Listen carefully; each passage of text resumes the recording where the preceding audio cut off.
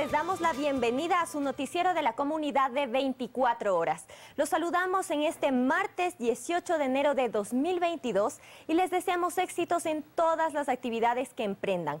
Eso sí, abríguese bien que para variar hace frío en la capital. ¿Qué tal, Isa? Con un poquito de frío definitivamente. Steffi, un saludo para ti, también para nuestros amigos en casa que seguro ya se están levantando con un poquito de pereza, eso sí, como siempre, pero a cumplir con sus actividades diarias, a ponerle buena cara a este nuevo día, a ponerle a una sonrisa. Recordemos que una sonrisa realmente puede cambiar nuestra jornada, así que también la recomendación en esta mañana, por favor, extremar todas las medidas para no contagiarnos del coronavirus. Recordemos que Quito está dentro de los cantones con semáforo epidemiológico rojo debido a la propagación del COVID, así que por favor, a seguir estas recomendaciones. Así es, Isa, el llamado entonces es a no confiarnos y a utilizar la mascarilla. Recuerden, los expertos han señalado que es mejor la KN95 o la N95 para protegernos de mejor forma. Además, no salga de casa sin su carnet de vacunación. Recordemos que ahora es un requisito para ingresar a diferentes lugares, incluido el transporte público. Cada vez son más los lugares donde nos piden este requisito, ya lo decías tú, Steffi, por ejemplo, en los restaurantes, en los centros comerciales, en los lugares públicos, incluso también ya en el transporte urbano en la capital. Recordemos esto, así que este es un requisito indispensable para que no se olviden antes de salir de casa. Tomen en cuenta esta información y luego de estas recomendaciones queremos darles la bienvenida y vamos a arrancar aquí con las noticias. Comenzamos con las noticias. Alrededor de 1000 pruebas de detección de COVID se realizan en el día en la capital, en los centros de salud del ministerio, mientras que en los laboratorios privados bordean los 5000. En los puntos públicos y del IES, la ciudadanía dice que los tiempos de espera son bastante extensos. Este fue el escenario durante la mañana de este lunes en el hospital del IES Quito Sur. Muchos llegan a realizarse una valoración médica tras presentar síntomas respiratorios. Otros están ahí para validar las pruebas que se realizaron de forma privada y deben presentar como respaldo en sus lugares de trabajo. Y otro grupo, en cambio, está a la espera de recibir sus resultados. Yo vine el día 7 a hacerme el hisopado y me dieron turno para el día 9. Y hasta el día de hoy me llega la respuesta al correo. No tengo ninguna respuesta, no sé si estoy contagiada, no estoy contagiada. Las autoridades de esa casa de salud reconocen que esto ocurre. Sostienen que es por la alta demanda de pacientes y de muestras que se procesan a diario en ese lugar, que suman alrededor de 1500. No obstante, aseguraron que a partir de este martes se mejorarán los flujos de atención, distinguiendo cada una de las necesidades. Otra gran cantidad de gente también acude a los centros de salud del ministerio, en donde a diario se realizan alrededor de 1000 pruebas. Solo en Quito, durante la primera semana de diciembre, se realizaban alrededor de 2000 pruebas en los 135 centros de salud. La semana pasada, la cifra fue de 7140 y esta semana incluso se espera un número mayor. Si una persona acude y nos dice que tuvo un contacto con algún paciente positivo el día de ayer, nosotros no vamos a establecer el diagnóstico en ese momento, porque no es dable. Se tiene que esperar el tiempo prudente para poder hacer un diagnóstico certero, no repetir la prueba y no desperdiciar recursos. El mismo panorama se registra en laboratorios privados, en donde la demanda sigue siendo alta. Tenemos días donde superamos los 5000 órdenes diarias. Sáenz además explica que es necesario que la ciudadanía tome en cuenta los tiempos en los que se realiza la prueba, ya sea de antígenos o PCR. El test de antígeno debe usarse solamente en personas con síntomas de menos de 5 días de síntomas para que el test pueda detectar la presencia de la enfermedad. Mientras que la prueba de PCR, ¿cuánto es recomendable realizarse? La prueba de PCR hay que hacerla al menos de entre 5 a 7 días luego de haber tenido un contacto con una persona confirmada. En Quito, Belén Merizalde, 24 horas. Y los puntos de vacunación en Quito arrancaron la semana con poca afluencia de personas. Las autoridades de salud hacen un llamado a acudir a vacunarse, sobre todo a que los padres lleven a los niños a estos puntos. Los puntos de vacunación en Quito arrancaron la semana con muy poca afluencia de personas. Los tiempos de espera fueron mínimos. ¿Cuánto tiempo se demoró usted en todo el proceso hasta vacunar? 2 minutos. Esto también se debe a que durante este tiempo estamos reforzando el trabajo con las empresas privadas, empresas públicas. Ahora uno de los objetivos de las autoridades de salud es que más niños sean inmunizados, pues hay preocupación por un incremento en los contagios de este grupo etario. Según el Ministerio de Salud, durante las últimas 2 semanas, 47 pacientes menores de 12 años ingresaron a los hospitales públicos y 10 a cuidados intensivos, cifras que son similares en casas de salud del IES y también en las privadas. Pese a estas cifras, los niveles de vacunación en niños no logran elevarse. A nivel nacional, solo el 56,8% de niños entre 5 y 11 años tiene el esquema completo, es decir, solo 3% más que hace 10 días. En Pichincha, las cifras son mejores. Los niños de 5 a 11 años hemos incrementado como Pichincha el 75% ya la vacunación y en el caso de adolescentes de 12 a 17 años de 88%. Pese a ello, 7 de los 8 cantones de la provincia están en semáforo rojo y forman parte de los 193 cantones en donde las clases presenciales continuarán suspendidas. Es una afectación bastante grande porque no aprenden lo mismo, ¿no? Por eso les hemos traído la vacuna para que podamos regresar nuevamente a la presencialidad. Para proteger a los más pequeños, las autoridades también anunciaron la suspensión de clases en el nivel preescolar y la vacunación a partir de febrero. Esperemos los lineamientos oficiales. En tanto, otros 26 cantones están en semáforo amarillo. Allí, las clases serán esta semana semipresenciales y solo 2 están en color verde, en donde las actividades se podrán desarrollar casi con total normalidad. En Quito, Belén Merizalde, 24 horas. La Asociación de Municipalidades del Ecuador aprobó las medidas ejecutadas por el COE Nacional y solicita a las autoridades instalar puntos de vacunación en todas las terminales terrestres. Conscientes de la situación epidemiológica que se vive en todo el territorio nacional, los alcaldes de todo el país aprobaron las nuevas medidas que ejecutó el COE Nacional con respecto al retornar a la semaforización, aplazar las clases presenciales y reducir nuevamente el aforo en los establecimientos comerciales. Lo que quiere decir es que vamos a tener que reducir las actividades en el tema de aglomeraciones, ¿sí?, al 30% máximo. Varios alcaldes expusieron su preocupación al presidente del COE Nacional con respecto a la situación epidemiológica en cada una de sus ciudades, pues sostienen que el índice de contagios ha incrementado de manera alarmante. Existe una positividad importante en las pruebas que se han venido realizando, llegando a algo más del 50%. Así también los hospitales en todo el territorio nacional empiezan nuevamente a saturarse, ya no solo por pacientes de la tercera edad, sino de grupos familiares. El comportamiento de esta variante también entre 3 y 4 semanas genera su meseta y de ahí empieza a aplanarse la curva y bajar. Esperamos nosotros que con estas medidas pues podamos conseguir aquello, pero sobre todo evitar lo que, palabras textuales, ¿no?, un colapso hospitalario. Pues según las autoridades del país atraviesa la situación más crítica de la pandemia con respecto al índice de contagios. Afortunadamente esto no se refleja en los hospitales ni en el tema de la mortalidad, gracias al plan de vacunación. No hay otra forma de contener y de tener un escudo tan grande como la vacunación. Así también expusieron su preocupación sobre la reactivación económica en sus ciudades. Solicitaron al COE Nacional instalar puntos de vacunación en todas las terminales terrestres para que todos los ciudadanos accedan a este proceso. Los alcaldes no queremos es afectar los programas, los proyectos del sector privado que le están apostando, que han invertido recursos, ¿sí? Pues hay muchas ciudades que viven, por ejemplo, del turismo. Estas medidas serán analizadas el próximo viernes por el COE Nacional y los alcaldes de todo el país. En Quito, Paul Coello, 24 horas. 6 de la mañana con 4 minutos y ahora les contamos que Cuenca arrancó esta semana en semáforo rojo debido al alto riesgo por la situación COVID. Esto obligó al COE cantonal a adoptar nuevas medidas. Entre las disposiciones está reducir los aforos en lugares de concurrencia al 30% y suspender los permisos de funcionamiento en bares, restaurantes y centros de tolerancia. Los datos COVID en Cuenca y el Azuay siguen siendo críticos. La última semana se registraron más de 1.100 casos positivos del virus. El contagio es masivo. Esto ha provocado que áreas como la de neonatología tengan ya una lista de espera. Estamos con una ocupación de camas del 100% para UCI pediátrico y también para neonatología.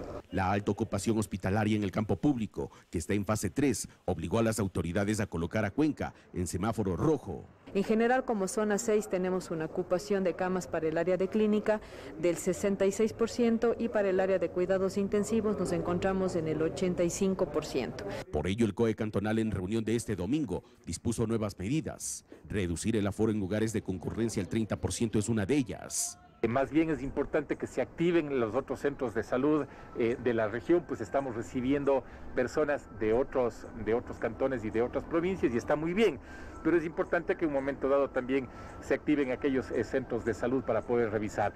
Otra de las disposiciones es suspender los permisos de funcionamiento en bares, restaurantes y centros de tolerancia. También se va a suspender ese pilotaje durante 15 días para revisar justamente cómo evoluciona la situación sanitaria. Las clases presenciales definitivamente quedaron suspendidas. Asimismo, se solicita a la comunidad acudir a los centros de vacunación que cuentan con los fármacos necesarios. En Cuenca, Iván Rodríguez, 24 horas. Tungurahua es otra de las provincias que se encuentra en alerta roja declarada por el COE nacional. La Dirección Provincial de Salud advirtió de 112 contagios diarios y que las áreas de UCI están copadas al 80%. Las autoridades piden que se respeten las restricciones. 8 de los 9 cantones en Tungurahua están en semáforo rojo debido al incremento de contagios que registra esta provincia. Tenemos un total de contagios a nivel de la provincia de Tungurahua de 14.062 pacientes. De la semana anterior a esta semana tenemos 264 casos nuevos. El incremento promedio diario estamos en un 112%. Total de fallecidos de la semana pasada a esta semana tenemos 0 pacientes fallecidos. Además, la Dirección de Salud informó que hay un índice alto de hospitalización. El porcentaje de ocupación de camas en cuidados intensivos es del 83% y el porcentaje de ocupación de camas en hospitalización es del 70%. Por ejemplo, a los exteriores del Hospital del IES, las personas acuden para realizarse la prueba y las filas son largas. Y ustedes pueden ver la cantidad de gente con la que me encuentro en este momento y además de eso, pues están exigiendo la presentación de la copia de cédula. La actividad comercial, turística y social en Ambato, Baños, Perileo y el resto de cantones es alta, por lo que deberán respetar los aforos respectivos. Restricciones que estarán vigentes desde las 0 horas del 17 de enero hasta las 23 horas 59 minutos del 23 de enero del presente año. Los vacunatorios están activos para edades de 18 a 49 años y se pide a la población acuda a los centros de salud. Estamos activados con puntos masivos de vacunación en la Universidad Técnica de Ambato, en el Polideportivo y también estamos en el Mall de los Andes. En Tungurahua se aplica la restricción vehicular a las 23 horas y el funcionamiento de locales hasta las 22 horas. Está pronosticado que vayamos a elevar aún más nuestros contagios por día. Estamos hablando de un 112%, quiere decir que vamos a subir hasta un 200 o 250%. En Ambato, con imágenes de Washington Granda, Edith Jacome, 24 horas. Y ante el aumento de contagios de COVID-19 en el país y la declaración de semáforo rojo en la capital, se emitieron nuevas disposiciones para ingresar al aeropuerto Mariscal Sucre. Solo podrán ingresar los viajeros y un acompañante para recibir o despedir. El acompañante debe presentar su certificado de vacunación con las 2 dosis completas. Además, en el caso de las áreas públicas que lleguen a un aforo del 30%, solo podrán entrar los pasajeros. 6 de la mañana con 9 minutos, Steffi, es momento de llamar a la wincha de Teleamazonas. Así es, recuerde que los vehículos cuyo último dígito de la placa terminan en 3 y 4 tienen el día de hoy la restricción vehicular.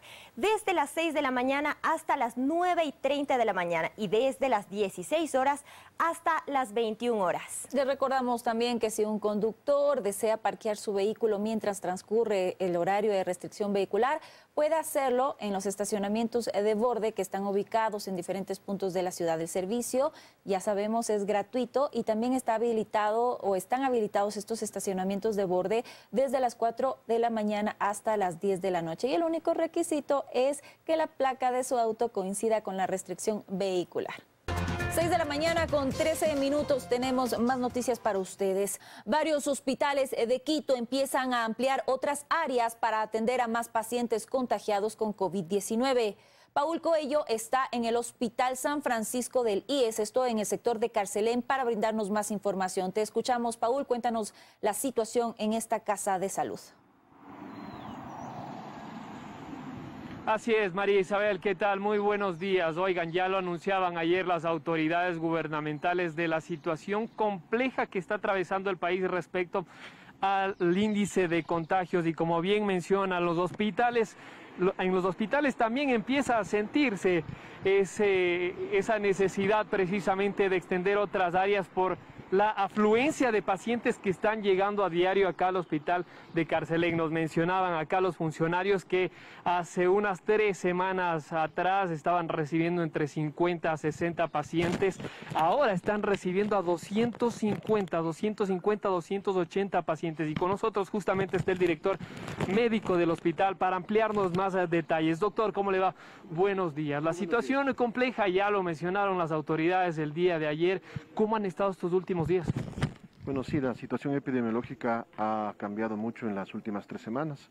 Como bien lo mencionábamos, la afluencia de pacientes nunca dejó de ser, pero era una afluencia baja, ¿no? Permítame unos segundos, doctor. Vean, esta es la área que se extendió en la parte de afuera. David, si mostramos precisamente está al lado del parqueadero del hospital. Vean ustedes, una carpa que se extendió justamente para poder atender a la gran afluencia de pacientes. Muchísimas gracias, doctor. Perdón que le corté. Sí, no, tranquilos. A partir de los primeros días de enero, pues obviamente el pico de contagios se incrementó y eso hizo que la demanda de pacientes supere los 250 300 pacientes al día. Esto ha conllevado indudablemente, obviamente, que sí tengamos colas o tiempos de espera prolongados en algunos pacientes y por eso obviamente hemos tenido que adaptar y obviamente en este escenario poner instalaciones para poder solventar estas necesidades de los... Doctor, ¿en qué condiciones están llegando ahora los pacientes? Bueno, afortunadamente la biología del virus hace que los pacientes no tengan cuadros tan graves. Antes teníamos un buen porcentaje de pacientes con cuadros graves, neumonías que meritaban hospitalización. Actualmente el grueso de pacientes son ambulatorios, son cuadros leves y alrededor de un 4% pues sí generan procesos más graves como neumonías que ameritan hospitalización. Se está analizando también la posibilidad, doctor, de lo que entendemos que nuevamente el Hospital San Francisco de Carcelén regrese a ser centinela, es decir, atención únicamente a pacientes COVID. ¿Se analiza esa posibilidad? O sea, bueno, ahí no, el hospital siempre fue un hospital mixto, atención a patologías de pacientes no COVID y de pacientes COVID. Nosotros tenemos ahorita una capacidad instalada de 10 camas y con un potencial crecimiento a 20 camas, dependiendo de la situación epidemiológica. Por eso hay que aclarar, el hospital nunca ha cerrado las atenciones de consulta externa, las cirugías, tanto de patologías quirúrgicas, el centro obstétrico, la sala de partos, es decir, trabajamos en ambos ámbitos, ¿no? También la situación respecto a los funcionarios contagiados. Hay un número bastante alto de funcionarios que trabajan acá que están contagiados, doctor. Y esto, claro, evidentemente complica el trabajo del hospital. Indudablemente eso limita las actividades. Los trabajadores de salud también somos seres humanos y obviamente no es que estamos inmunes a las infecciones por SARS-CoV. Y sí, un 10% aproximadamente de los trabajadores del hospital, que incluye personal médico, paramédico y administrativo, también están infectados y en protocolos de aislamiento, ¿no? Regáleme unos segundos, doctor. Vean, son las 6:17, 18 de la mañana, muy temprano. Vamos a hablar muy callado porque estamos aquí precisamente en el área de atención. Esta área está en la parte exterior del hospital y vean ustedes, está completamente llena y nos llama la atención que hay pacientes bastante jóvenes. Doctor, hay pacientes jóvenes y eso nos llama la atención porque eso no veíamos en el inicio de la pandemia. Bueno, las edades son variables, ¿no? Tenemos pacientes jóvenes, pero a partir de los 40 años, la cuarta década de vida, pues nuestros pacientes obviamente tienen más comorbilidades, lo que hace que la infección por SARS-CoV pueda conllevar cuadros más severos como neumonías, ¿no? ¿Cuáles son las proyecciones en los próximos días, doctor? Se hablan precisamente de los contagiados de Navidad y fin de año. Estos podrían ser los contagiados de fiestas de Quito, pero claro, faltan los feriados de Navidad y fin de año. Bueno, el periodo de incubación en promedio son de 2 semanas. Precisamente estos pacientes serían los contagiados de Navidad y obviamente de fin de año. Sin embargo, hay que entender que un paciente que se contagia, hablemos del 1, 2 o 3, 5 de enero, la virulencia, sobre todo de la variante Omicron, la capacidad de infección es muy elevada. Antes las otras cepas de 10 pacientes transmitían a 3 o 4. La cepa Omicron, pues de estos 10 pacientes que se reunieron, potencialmente puede infectar a 8. Eso hace que obviamente la gran demanda en los centros esté incrementada, ¿no? Oiga, las preguntas que se hacen todos, ¿qué pasa con el tema de la mortalidad, de los fallecidos y si la gran mayoría son vacunados o no son vacunados? O sea, la mortalidad ha sido baja, ¿no? Si hablamos de que de la afluencia de pacientes, un 4 o 5% requieren hospitalización, pacientes que requieran UCI pues será menos del 1%, afortunadamente, y obviamente las tasas de mortalidad son bajas. La vacunación indudablemente ha transformado el episodio. Antes teníamos un gran porcentaje de pacientes con neumonías, con enfermedades por SARS-CoV graves o severas que ameritaban hospitalización y UCI, y eso colapsó los hospitales. Ahora es a la inversa, tenemos sí infecciones por SARS-CoV, pero de cuadros leves y menos porcentajes de hospitalización o requerimientos de UCI, ¿no? Para los próximos días, para la próxima semana, ¿qué se tiene previsto? Ahorita están atendiendo a 250 pacientes más o menos. Consideramos que en las próximas, esta semana y la siguiente, mantendremos el mismo ritmo de atención a los pacientes. Consideramos que es de acuerdo a los comportamientos epidemiológicos en otros escenarios geográficos del mundo. Tendremos a partir de eso ya nuestro mayor pico y entraríamos en una fase de meseta y disminución de casos, ¿no? Le agradezco mucho, doctor. Ahí lo escuchamos. La meseta más compleja, la meseta más complicada se viene en los próximos días por los contagiados de Navidad y fin de año. Y ayer las autoridades justamente también mencionaban esta situación, es decir, la situación aún se va a complicar más en los hospitales. Estaremos atentos, vean ustedes, son 6:20 de la mañana, estamos acá en la carpa exterior del hospital de Carcelén, que está completamente llena, y esta situación también se vive en otros hospitales de la capital. Lamentables, y estaremos atentos a lo que suceda. Con esta información regreso a estudios. Estefi, tú con más noticias. Amigos, buenos días. Así es, Paul, muchas gracias por la información. Realmente preocupante la situación que enfrenta la capital. Recuerda entonces, ahora más que nunca es muy importante que usted adopte de forma urgente las medidas de bioseguridad. Cúmplalas, el uso de mascarilla permanente, lavado de manos, el distanciamiento. No espere que el virus llegue a su casa. Son las 6 de la mañana con 21 minutos y cambiamos de tema y les contamos que la empresa de agua potable de Quito dio por terminado 2 contratos de forma unilateral. El uno con Inmosolución, que realizaba las obras de alcantarillado en Tumbaco, en el nororiente de Quito, y el otro con Geinco, que ejecutaba el proyecto en San Juan de Calderón. Esta es la resolución mediante la cual el gerente de la empresa de agua potable de Quito, Otón Ceballos, da por terminado el contrato de forma unilateral con Inmosolución para la construcción de obras de saneamiento en la parroquia de Tumbaco, en el nororiente de Quito. Con base en la recomendación del informe de Contraloría, que establecía que este contrato se lo estaba ejecutando a través de una pseudo alianza estratégica, que en realidad era una subcontratación del 95% del contrato. De esta manera, pues, se estableció que había esta subcontratación que está prohibida en la ley. Este contrato se firmó en el 2019 por un valor cercano a los $22 millones y es uno de los procesos observados por adolecer de supuestas irregularidades. Ya no hay vuelta atrás.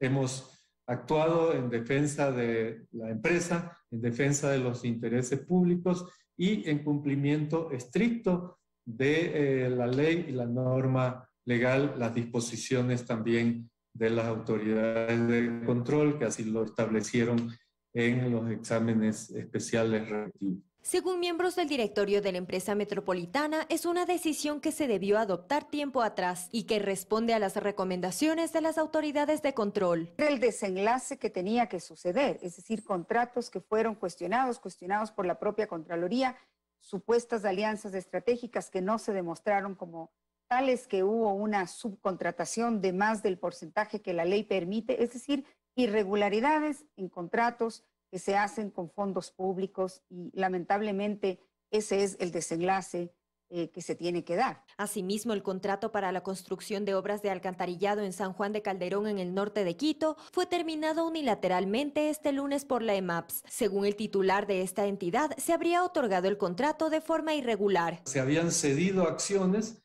y que nunca fue comunicada a la empresa, y eso está expresamente establecido en el contrato como una causal determinación unilateral. Sin embargo, hay que señalar que allí también había en definitiva, era el resultado de una entrega de un contrato prácticamente a dedo, sin seguir el procedimiento de ley que implica pues hacerlo a través del CERCOP. Sin embargo, el abogado de GEINCO, Stalin Raza, asegura que hasta el momento no han sido notificados, pero que se reservan el derecho a seguir acciones legales. No sabemos de la voluntad que haya de la empresa de agua potable de terminar el contrato y tampoco de las razones, porque si la razón fue esta falta de notificación de la transferencia de acciones, eso ya se subsanó. Si la empresa persiste, mantiene su decisión de terminar unilateralmente el contrato basados en esta razón, está cometiendo una arbitrariedad y sin duda vamos a impugnar. Solicitamos una entrevista con algún representante de Imosolución. Sin embargo, hasta el cierre de este reportaje no nos pudieron atender. Al momento, ambas obras, tanto la de Tumbaco como la de San Juan de Calderón, están suspendidas. Las autoridades tienen previsto iniciar un concurso para adjudicar los contratos a otras empresas y retomar los trabajos en abril. En Quito, Stephanie Paz, 24 horas.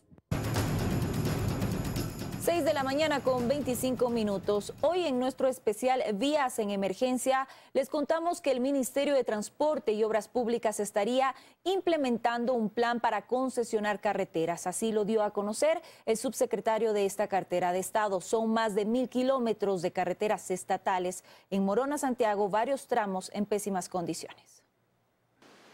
El desgaste de las carreteras estatales que conectan a la provincia de Morona, Santiago con el austro o el centro del país evidencia que se encuentran en condiciones deplorables. La falta de mantenimiento de estas arterias viales están convirtiendo paulatinamente a estas vías en intransitables. La vía Gualaceo-Limón y Limón-Méndez está desastrosa. Son 2 años en que hemos visto que no ha habido ninguna ayuda por parte de los responsables. Recorrer la troncal amazónica, las carreteras Gualaceo-Limón, Guarumales-Méndez, Maca-Riobamba o Méndez-Morona, es percatarnos de las inquietudes que expresan transportistas y usuarios de estas conexiones terrestres. Y los derrumbos que hay, no hay quien limpie, no hay obras públicas, no hay nada. No sé dónde trabajan ellos o ya solo el nombre quedó de la institución. Una muestra es lo que sucede en el sector El Rosario, cerca de la ciudad de Limón Indanza. Allí un tramo de 600 metros de carretera está inconcluso a pesar de una inversión de casi $5 millones. Bastante peligrosa, muchos vehículos dañados. Usualmente a la semana es normal encontrarse con 2, 3 vehículos por ahí varados en la vía. Como en este lugar, en toda la longitud de las vías, se observan deslizamientos que son continuos. A esto se suman taponamientos en pasos de agua, lo que ha propiciado que escombros e incluso quebradas destruyan la calzada. Además, la señalización está oculta entre la maleza y en otros lugares se puede observar que se están quebrando las mesas de la vía, las mismas que según moradores en esos sectores no han sido reparadas desde hace años. Por lo menos a veces bachaban las vías cuando estaba un poco deteriorada, pero ahora ni eso lo tenemos. Muy afectada tanto por baches, desvíos, desniveles, comidas de la calzada y demás. Preocupante para toda la población, muchos accidentes de tránsito. En una reciente visita a la ciudad de Macas del subsecretario del Ministerio de Transportes y Obras Públicas en la zona 6, consultamos al respecto. Y en ese diálogo asumió que estaría en marcha un plan de concesiones de obras viales en el país. Creemos que el modelo vial tiene que cambiar. La vialidad es un servicio y tiene que entrar muchas de las vías que han sido evaluadas a un plan nacional de concesión. Pero sin embargo, el siguiente año vamos a inyectar un recurso importantísimo para habilitar la vía Gualaceo-Limón, para mejorar la Gualaceo-Limón, la Sixi-Chihuinda-Gualaquiza y también la Guarumales-Méndez, que lo estamos trabajando en conjunto con la Corporación Eléctrica del Ecuador. Lo cierto es que estas carreteras en las que el Estado ha invertido cientos de millones de dólares en escasos años han colapsado en gran parte de sus trayectos. En la provincia de Morona, Santiago, Wilson Cabrera, 24 horas. Realmente preocupante la situación de esa carretera, pero ahí no es el único problema, y es que la red vial alterna que comunica Carchi con Imbabura permanece abandonada por más de una década. Su estado deplorable afecta de forma directa a 3 cantones. El deterioro de la vetusta capa asfáltica es evidente a lo largo de la vía que inicia en el Cantón Bolívar y termina en Mascarilla, conectando a Carchi con Imbabura. Más de 9 años de no ser atendida esta vía con su recapeo, con un reasfaltado, no es justo, no es digno para 3 cantones y para toda esta población. Esta es una vía alterna de la red estatal E35 que une los cantones Bolívar, Espejo y Mira, pero con el tiempo se ha vuelto intransitable. Cuando nosotros tenemos derrumbes o tenemos inconvenientes de alguna índole por la vía del Juncal, Cúnker Bolívar, esta es la vía que se utiliza el transporte, todo tipo de transporte. Es una zona netamente agrícola y ganadera, afectada por el deplorable estado vial que no facilita la movilidad de sus habitantes para el cultivo de las tierras.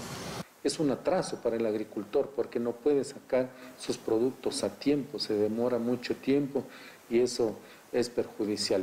A ello se suman los accidentes de tránsito y perjuicios para conductores particulares y del transporte público por el daño de sus unidades. Por cuestión de paquete, suspensión, los amortiguadores, llantas mismos, se estallan las llantas al circular por ahí. No sabemos a quién acudir ya, porque así es hasta un paro para que nos den arreglando la vía y no, nada hasta el momento. Son 50 kilómetros que no reciben mantenimiento más que el de sus autoridades locales, pese a que es responsabilidad del Ministerio de Obras Públicas. Por esquivar algún bache de pronto se puede ir con el otro carro que va en el otro carril, pues, de ley. Sí, está en pésimas condiciones. Hay una cantidad de baches que ha ocurrido accidentes. El gobierno ofreció $6 millones para el mantenimiento vial en este año, pero el presupuesto aún debe ser aprobado por el Ministerio de Finanzas. En Tulcán, Jairo Jacome Ortega, 24 horas.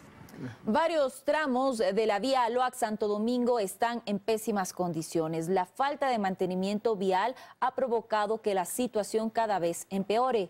Las autoridades de la prefectura de Pichincha aseguran que no existe presupuesto para el arreglo y dicen que si el Ministerio de Transporte y Obras Públicas no autoriza el cobro de un tercer peaje, van a devolver la administración de esa arteria vial al Estado. Parece que en cualquier momento se puede volcar al intentar esquivar los huecos o más bien los enormes cráteres que se han formado a lo largo de la Loac-Santo Domingo, vía que une la sierra con la costa ecuatoriana y donde a diario se movilizan alrededor de 10.000 conductores. La cosa es que se destruyen los vehículos y ya quedamos parados, sin trabajo.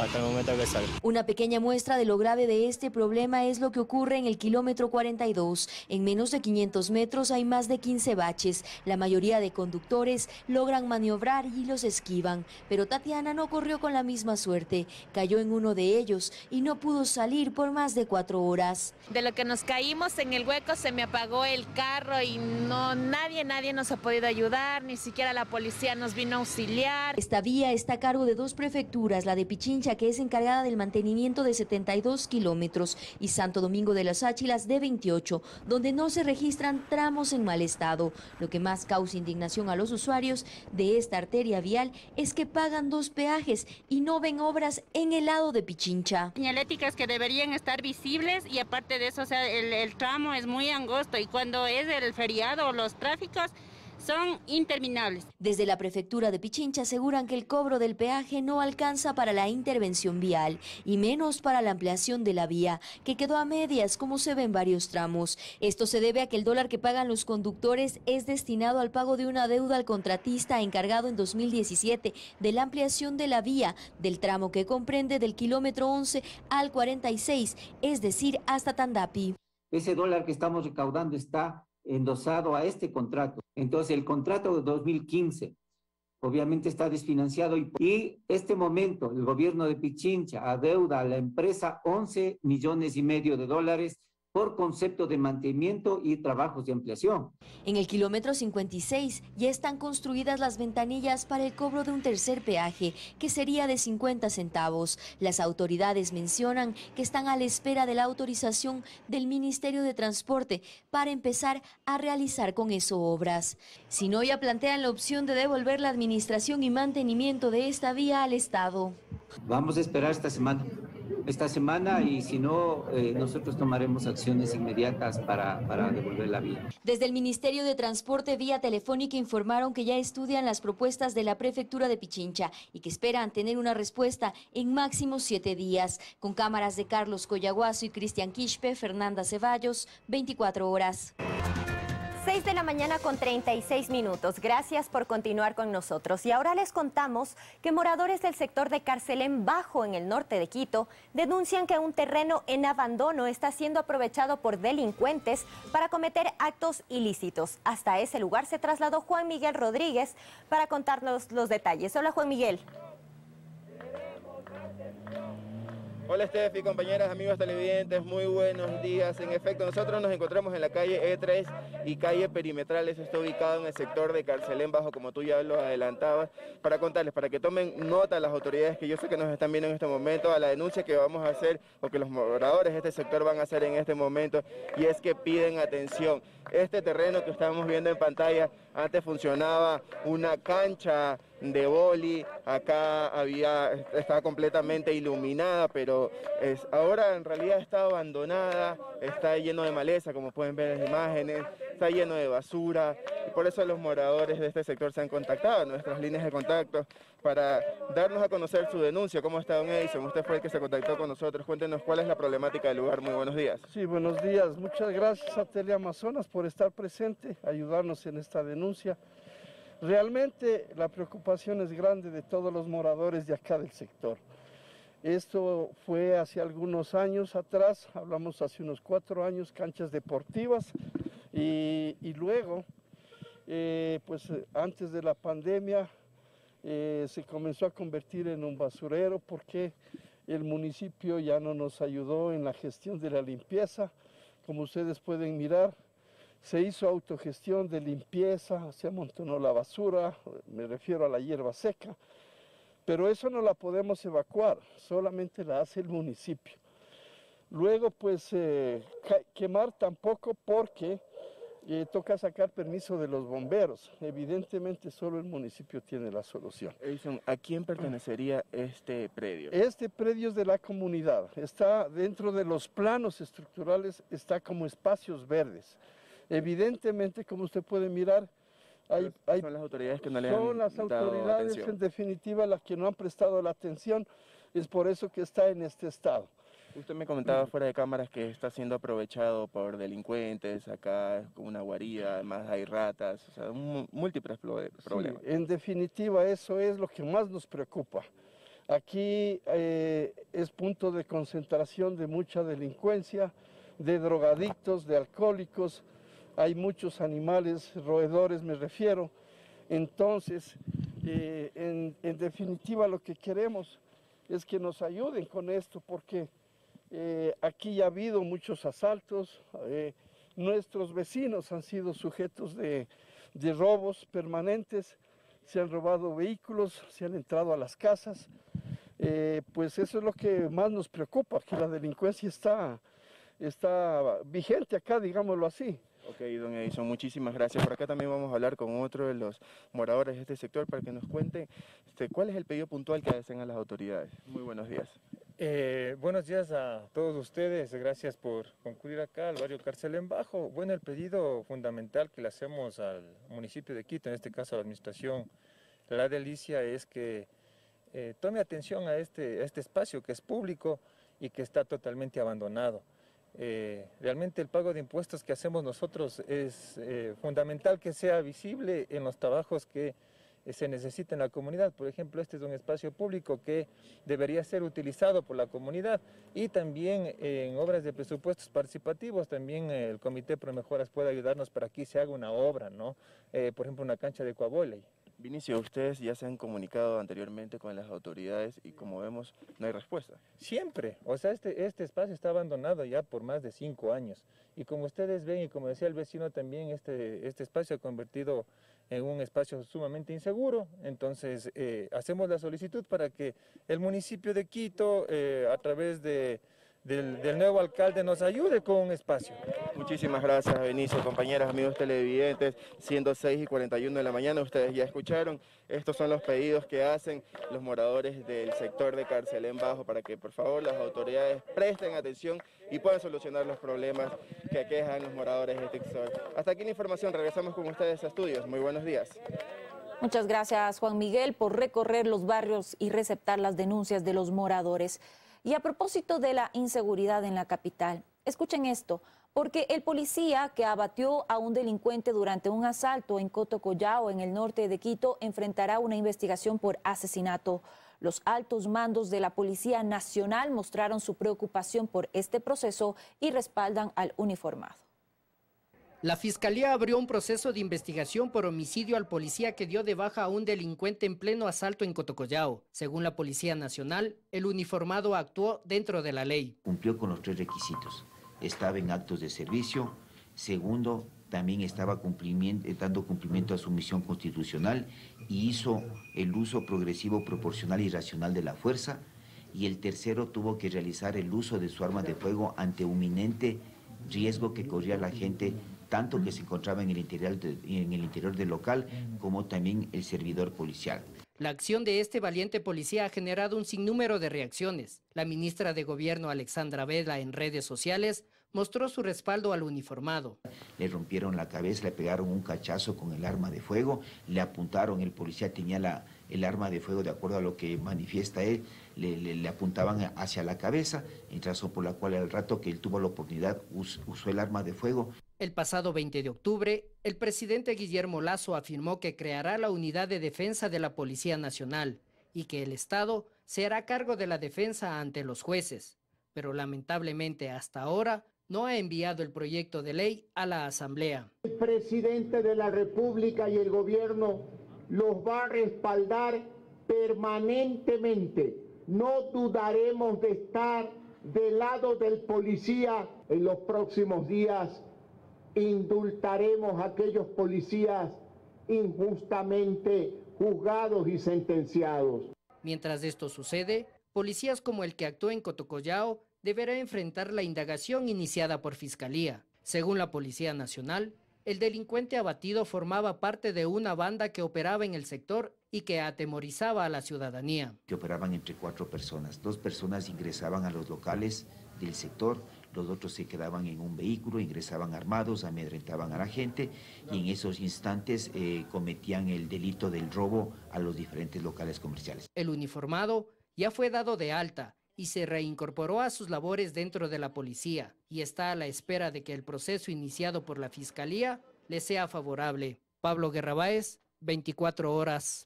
6 de la mañana con 46 minutos. Continuamos con más noticias y ahora vamos con Fernanda Ceballos, quien está en el sector del Placer Bajo, para conocer los problemas que tienen los vecinos. Uno de ellos es el hundimiento de una calle debido a una alcantarilla en mal estado. Hola Fer, tú nos tienes más detalles. Hola Estefi, amigos televidentes, muy buenos días. Son exactamente las 6:47 minutos y esta es la situación que se vive aquí en el Placer Bajo, exactamente en la calle Jerónimo de Cepeda. Esto es en el centro de la capital. Se ha formado un hueco de más o menos 1,5 metros desde el 24 de diciembre. Ya los vecinos del sector se han comunicado con las autoridades, sin embargo han realizado algunas inspecciones diciéndoles que al otro día van a volver a solucionar este problema. Sin embargo, hasta el momento eso no ocurre. ¿Cómo les está afectando? ¿Cómo está, señorita? Buenos días. El problema es el siguiente, que aquí con este oramen que está sucediendo en el barrio, hay muchas ratas que están saliendo y la falta del arreglo Del oramen sí está siendo muy afectado a nuestros vecinos y las familias que viven aquí cerca. ¿Les afecta en el tema entonces de la insalubridad que está provocando por la salida de roedores? De roedores, y también la gente también es inconsciente y vienen a botar basura pensando de que hay que rellenar el oramen. ¿Qué ocurre cuando llueve? Se está yendo, las ratas salen, es peligroso para los niños la insalubridad, alguna enfermedad que nos pueda ocasionar. Muchísimas gracias. No es el único inconveniente que tienen nuestros vecinos de aquí, del Placer Bajo, en el centro de la capital, porque Carlitos, te voy a pedir que nos movamos para este lado, ya que estas escalinatas se han convertido en el lugar más inseguro de este sector. ¿Qué ocurre aquí especialmente en las noches? Están viniendo aquí primordialmente a consumir droga,